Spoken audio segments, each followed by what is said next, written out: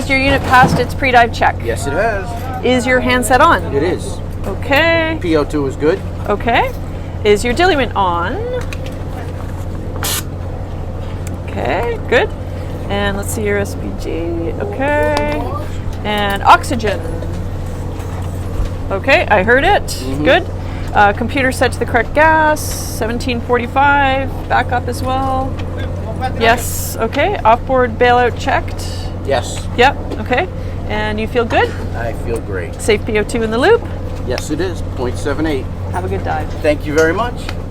Here on board Truckmaster, they use a pre-dive platform check or a splash check, and it's just a last minute check before someone jumps in the water to ensure that the rebreather's been fully tested and is fully functional. And I love this. Nobody is exempt from the procedure, the captain, the host, whoever, and it's just a last minute insurance that someone's jumping in the water with a fully functioning and safe rig and they are ready to go. I think this is one of the most brilliant safety protocols that I've seen in a long time, and it's just one aspect of the really excellent safety program here on board Truckmaster.